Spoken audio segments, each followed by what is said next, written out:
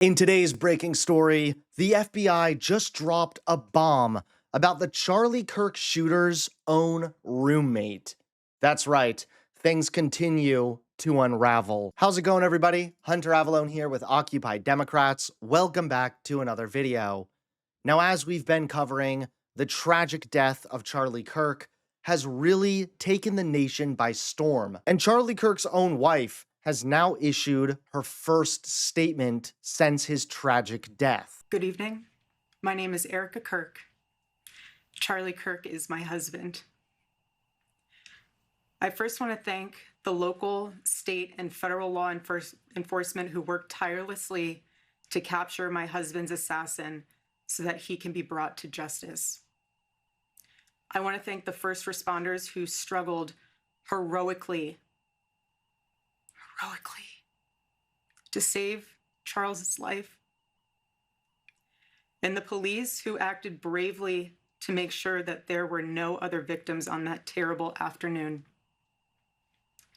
I want to thank the officers who have protected our Turning Point USA family these past 2 days.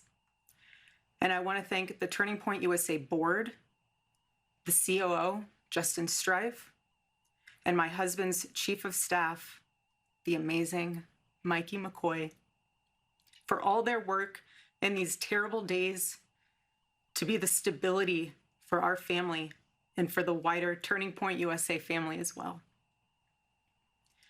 My heart is with every one of my husband's employees who lost a friend and a mentor.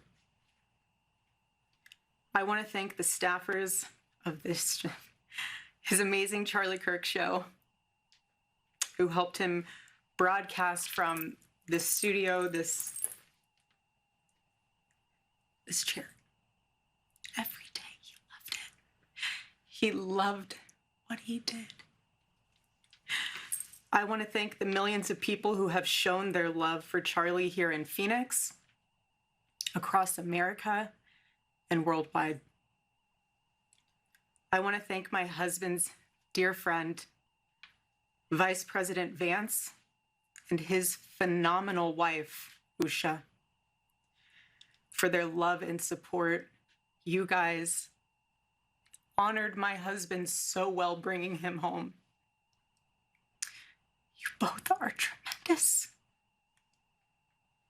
I want to thank President Trump and his incredible family for the same. Mr. President, my husband loved you. And now the FBI has just dropped a bomb about Charlie Kirk shooter's roommate. That's right, take a look at today's top story. Criminologist Casey Jordan, thank you both for being here. Andy, let's start with you. Law enforcement clearly has a lot more answers. We heard it this morning, but there are still questions. What are your questions right now?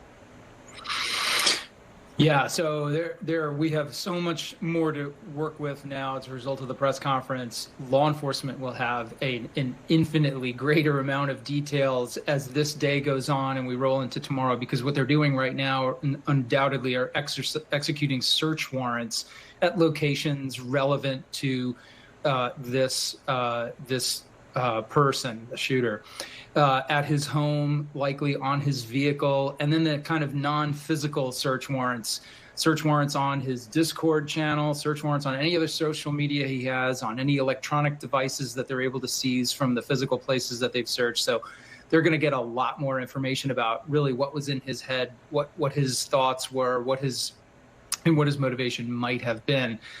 One of the biggest questions that I have now, Dana, is from this remarkable exchange that they got when investigators interacted with his roommate last night. And his roommate was able to show those Discord chats by showing the investigators his own phone, and they took photographs of those chats from the phone.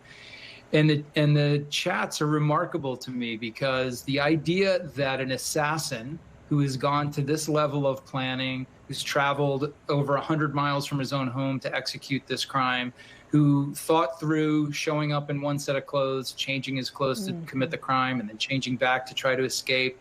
And then a big piece of that escape was dropping the rifle in an area, possibly dismantling it, but also wrapping it in a towel so he could go back and retrieve it later. Apparently, he shared that part of his plan with his roommate. The chats refer to the location of the rifle, the fact that it's wrapped in a towel, the fact that he was basically surveilling the location for a safe time when he could go back in and retrieve it. So that raises the very considerable question of how much did this roommate know? Why was he included in this part of the plan?